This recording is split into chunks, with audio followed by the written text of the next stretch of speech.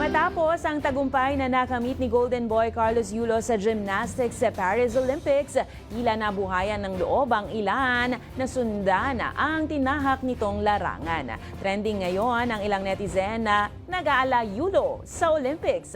Narito ang nakaka-GV na video.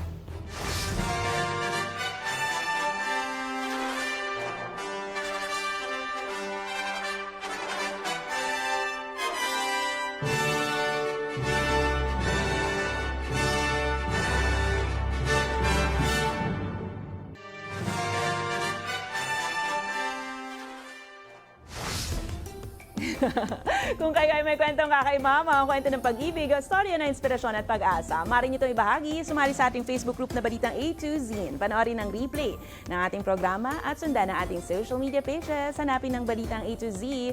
Sa kasagsagan ng Olympic Games, paalala ng isa sa co-founder ng committee nito na si Pierre de Coubertin. Ang pinakamahalagang bagay sa palarong olimpiko ay hindi panalo, kundi pagsali. Ang mahalaga sa buhay ay hindi pagdaig, kundi pakikipaglaban ng maayos.